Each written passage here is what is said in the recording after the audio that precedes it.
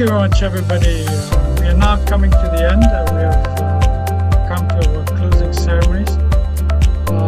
As tradition demands, I will firstly ask our board treasurer, Ellos, to say some words and give his thoughts.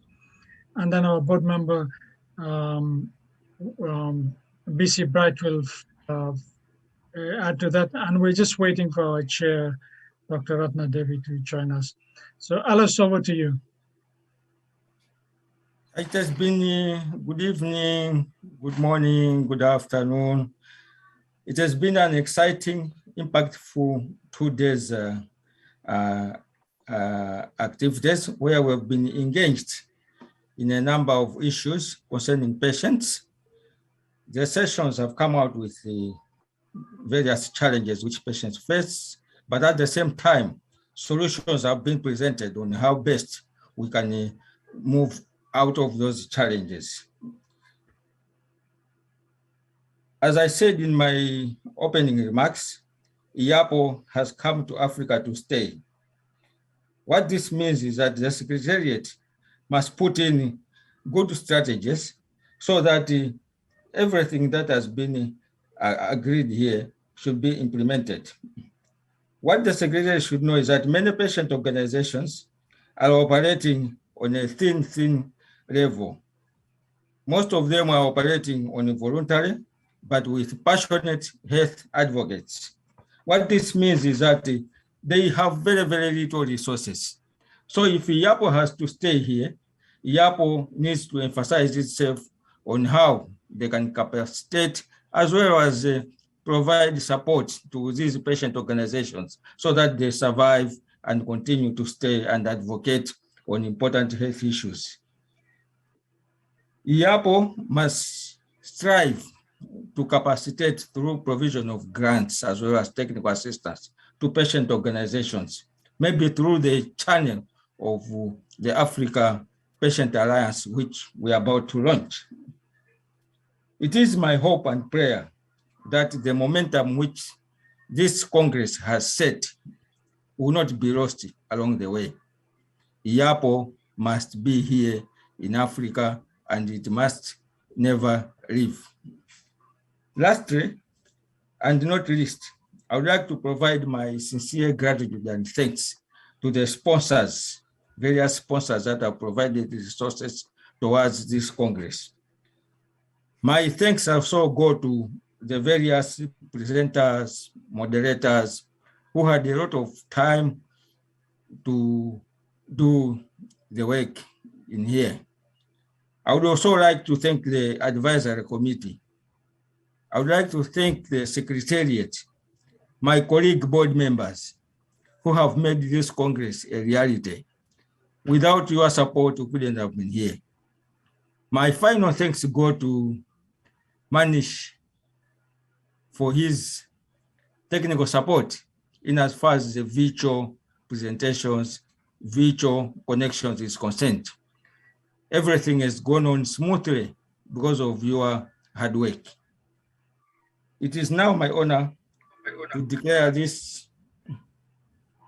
Congress closed, but let me also wish all of you a very successful stay and as well as operationalization of whatever we've been agreeing here so that we together as patient advocates, we can strive and ensure that we attain the universal health coverage. Long live IAPO, and I thank you for your attention. Thank you very much, Alice. That is very warm. Thank you very much, Alice, for those warm words, thanking everybody. And I will now turn to Bisi Bright to now speak of the future. We all heard what the past was. Let's see how we've... I'm Bisi by name, Bright by name and Bright by dress and Bright by future, I think I would say. Bisi is going to paint a bright future for us in Africa. And I really look forward to that. Wow. Thank you very much. Thank you so much, Kawaldip. I call him KS. Thank you, Kawaldip. Good afternoon, good morning, good evening, everyone. I'm not going to reinvent the wheel by saying a thank you, but we are really grateful. My colleague Ellos has thanked you all, and we all stand by the gratitude that he has given to you all. I just want to remind us that we talked about the African Medicines Agency Treaty Alliance, which Kawaldip is going to round up on that for us. We also talked about the Patient for Patient Safety, which is the P4PS Observatory by the IAPO, and then the AMR Action Fund, which the WHO, along with the European Investment Bank and the multinationals and big drug companies are working on to help us to save the world from antimicrobial resistance as the next pandemic. We don't want that next pandemic to ever come to pass. And then last but not the least, I have the privilege and the honor to announce to us today that we are launching the Pan-African Patient Alliance. It's a very unique one with a very unique name because everybody knows the phrase or word Papa, P-A-P-A, Papa. And Papa means a lot to all of us. So we're all getting a new Papa today, and that is the Pan-African Patient Alliance. And I have the privilege and honor on behalf of the Global Chair of IAPO and the board of IAPO to announce the launching today of the Pan-African Patient Alliance, which is the organ that will help to ensure patient engagement and, of course, patient activation for proper empowerment, so that we're going to start having expert patients through this alliance and a lot of other collaborations that we talk about with the patient at the center. So let's give ourselves a big, big round of applause as we launch PAPA today. Thank you very much. The Pan-African Patient Alliance, PAPA. Thank you very much. Thank you, Bisi. It's a very good start. I think we have got we're back on road to recovery. I think we'll build back better. And I'm so glad you've got two dedicated board members who have worked so hard getting this. I think it's amazing, fresh. I think as Harold Wilson, the Prime Minister, said, there's a new wind of change blowing through Africa. And I think this is that wind that's bringing change in. And I now would like to finish off today by just thanking our partners, district partners again. We've got your Boringham, Ingelheim, Johnson & Johnson and Viatris, who came in as gold sponsors. And I think they were so concerned about Africa, they dug deep into their pockets and said, we will support this initiative.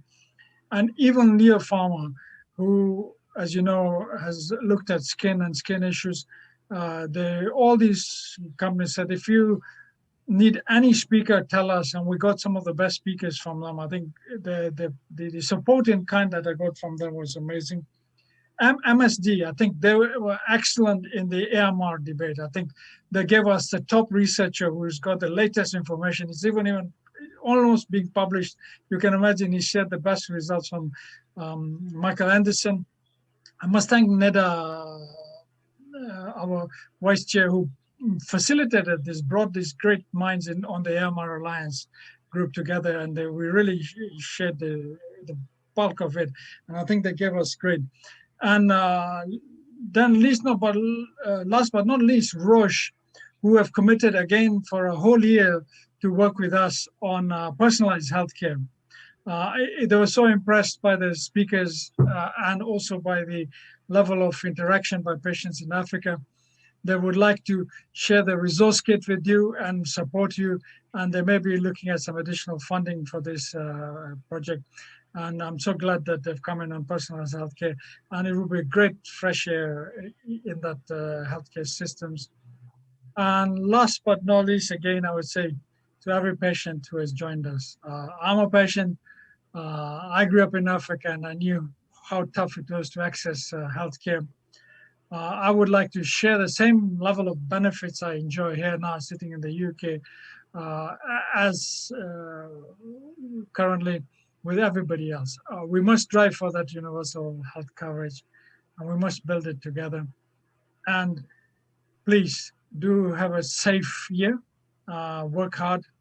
And as I said, Bisi has just touched upon that. We will meet again next year, more nearer the time of the World Health, WHO's Africa Regional Committee, which is about in September.